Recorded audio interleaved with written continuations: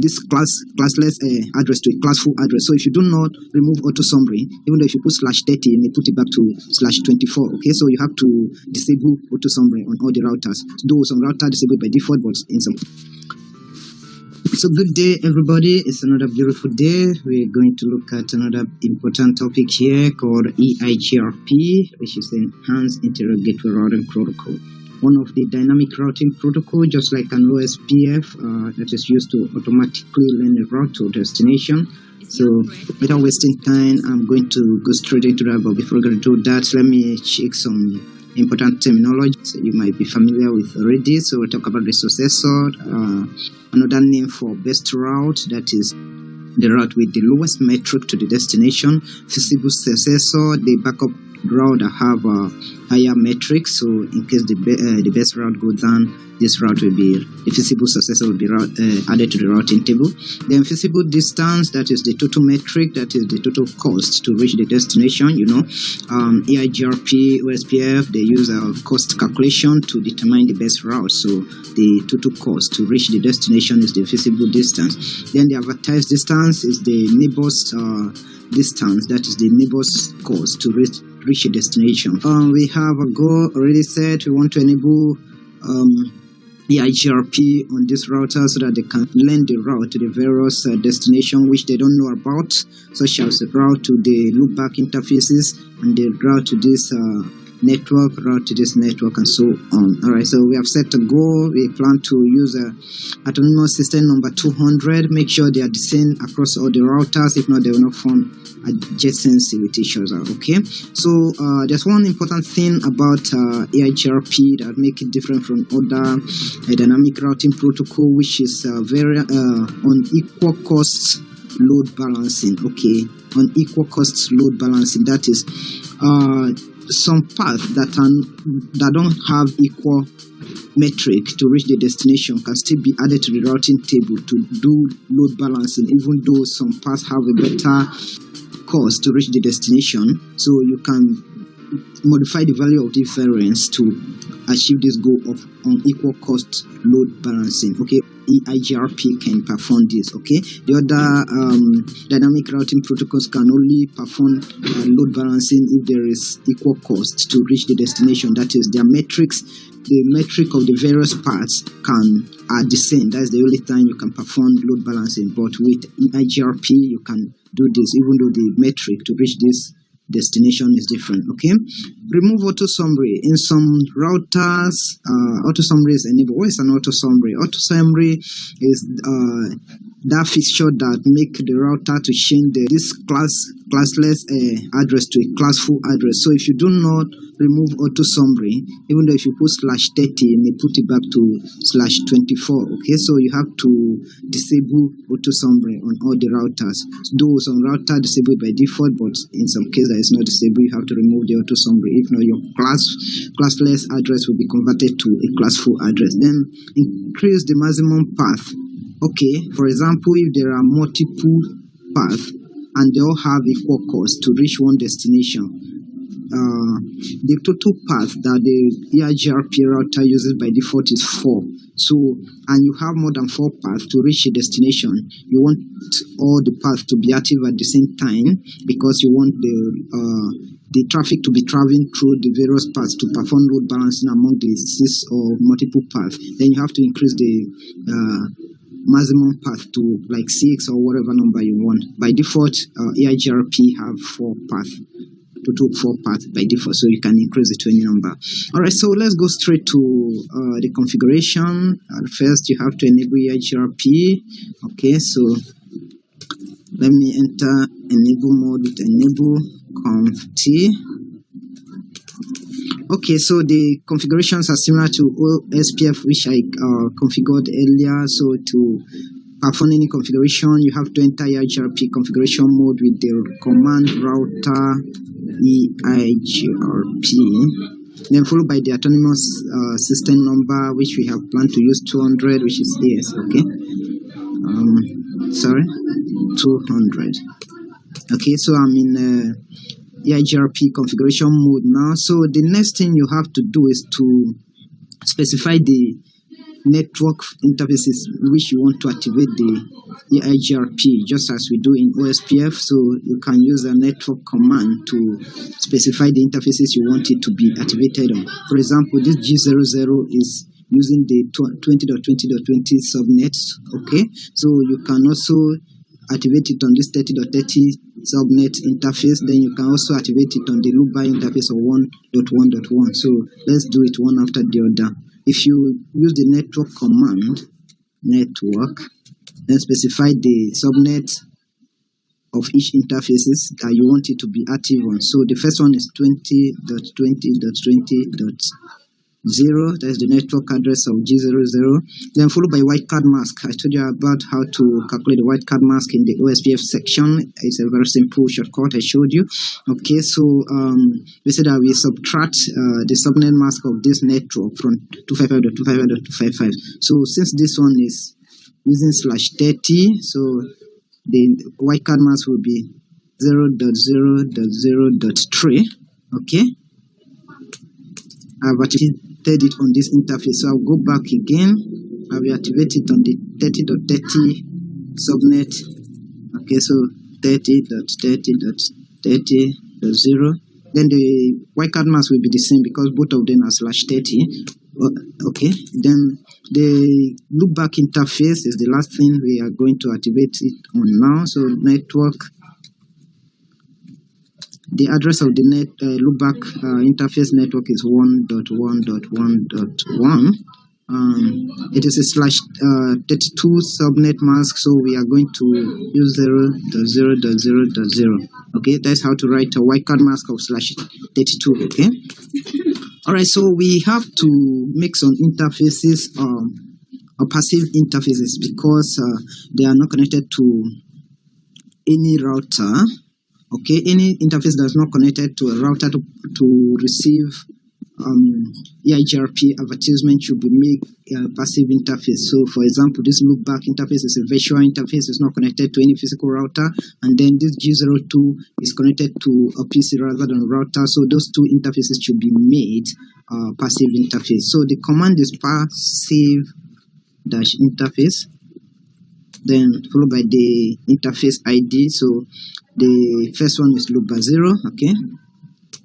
Then repeat the same command, change the interface ID to gigabit 0/0/2. Okay, so our other plan is to change the maximum maximum path to 6. So I don't know if that command will be available in Cisco Packet Tracer, but let me do that. Okay, the command is maximum. Let me use a question mark to say, okay, Mazi, it's question mark.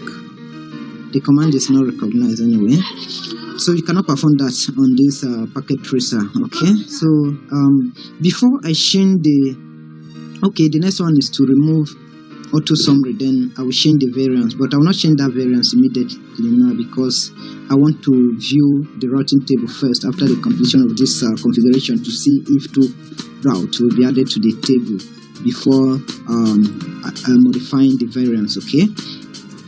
All right. So the next thing is to disable auto summary. So no auto summary. Let me use a tab to complete. Okay. All right.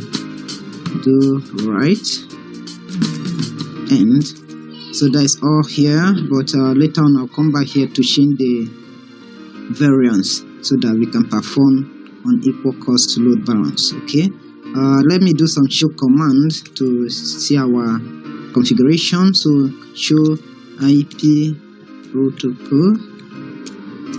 Okay, so let me see. Okay, running protocol is EIGRP 200. That's the one we just configured. Okay, so you see the network we activated it on. Alright, so the passive interface, the two passive interfaces we configured, loopback 0 and then G002. Alright, okay, so let me also do another show command, show EIGRP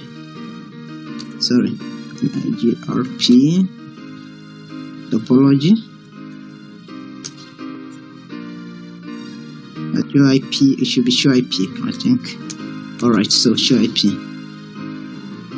Okay, so here is the EIGRP configuration we did. So the router ID will be 1.1.1 because loopback was configured. All right, so let me see.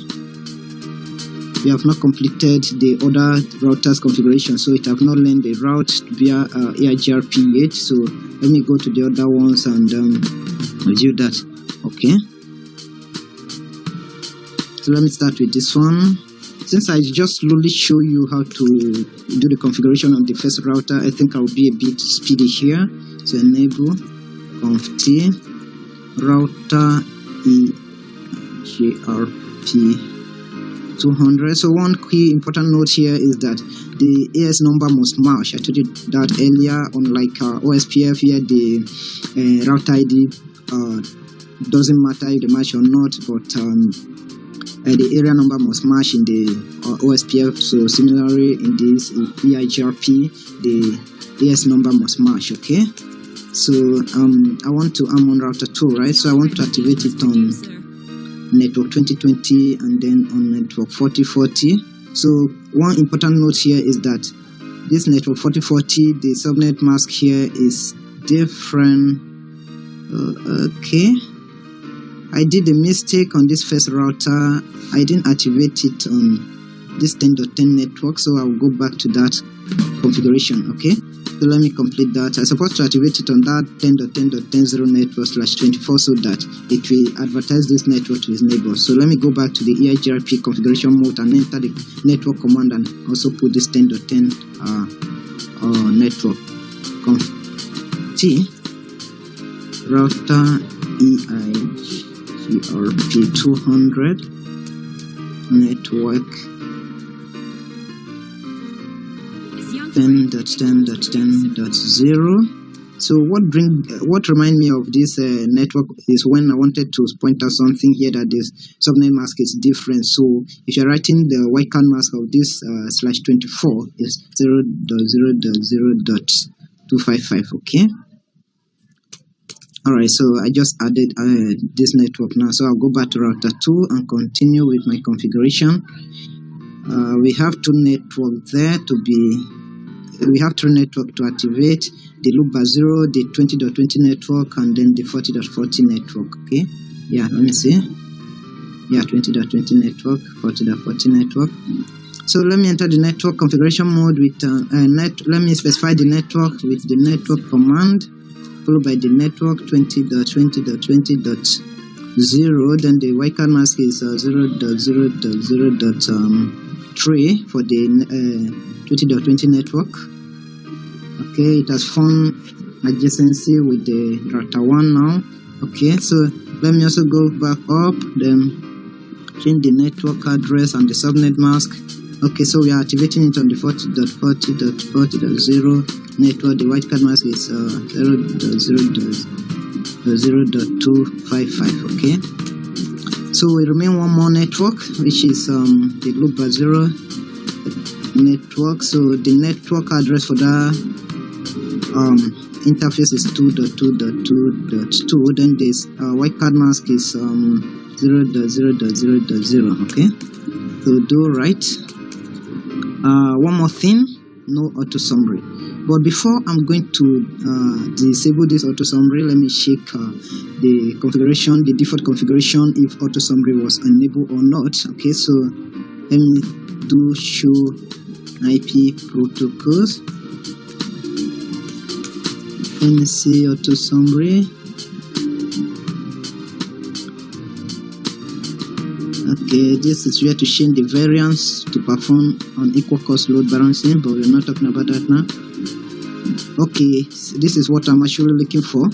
Automatic network summarization is in effect.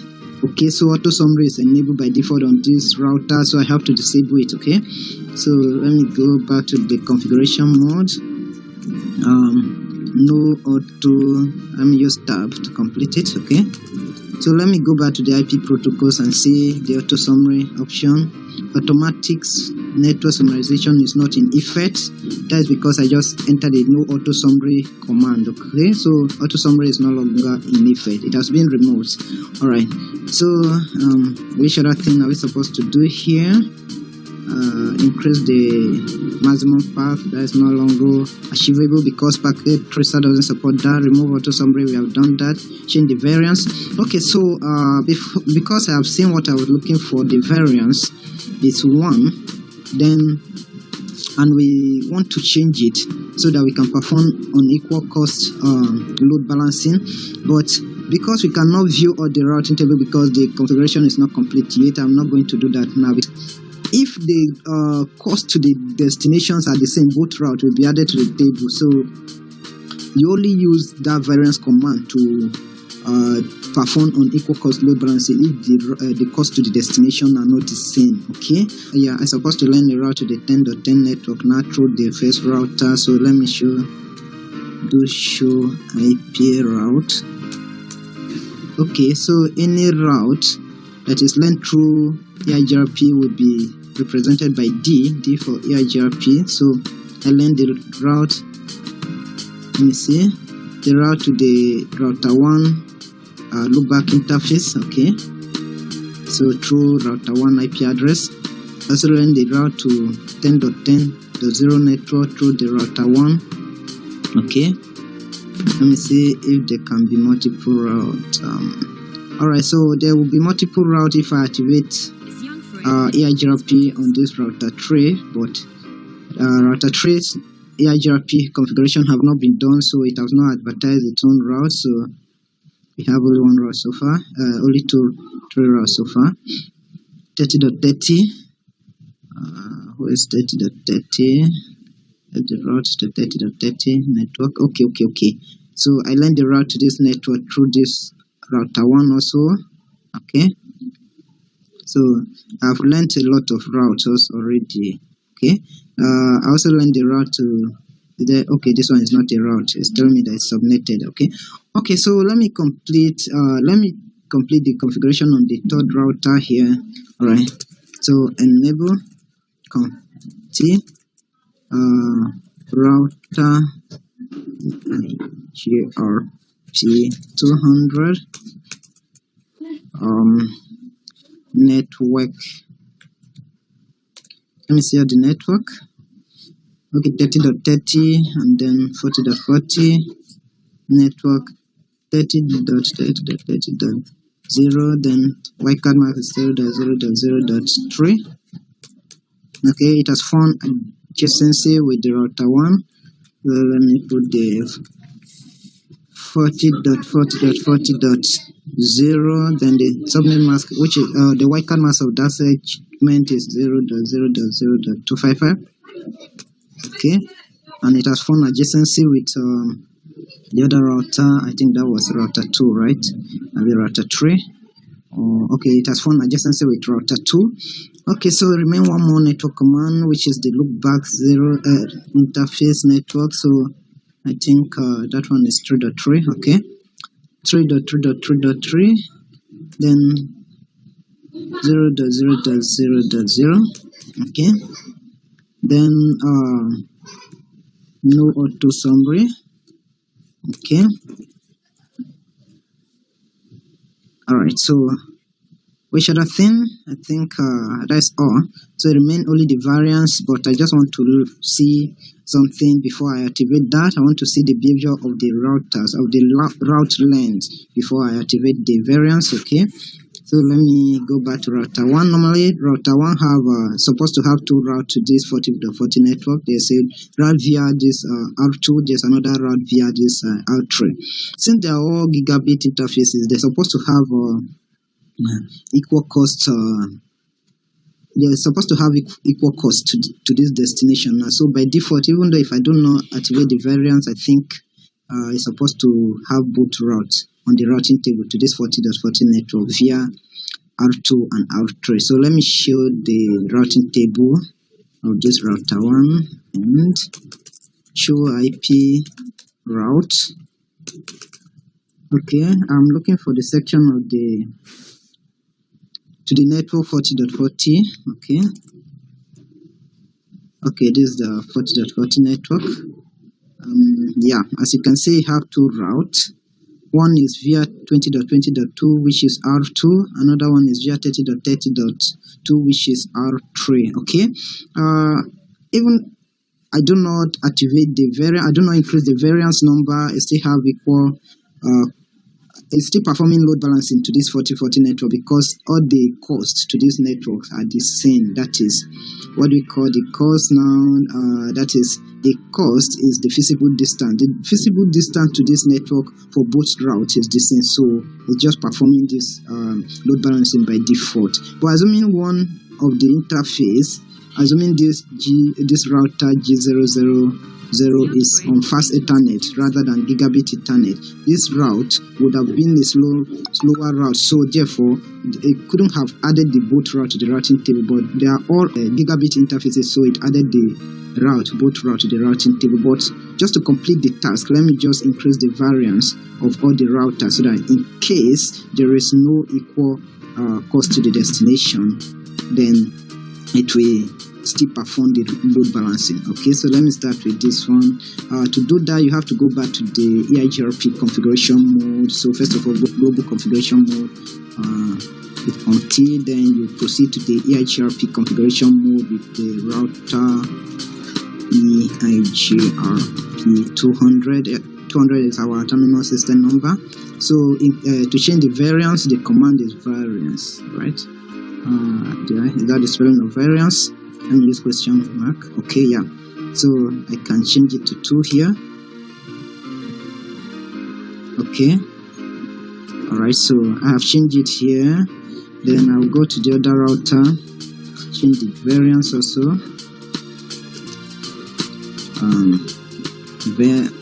Variance 2.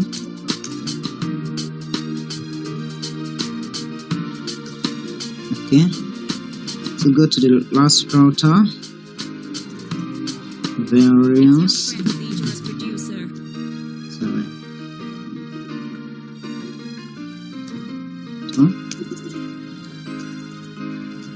Okay. So and show EIGRP topology.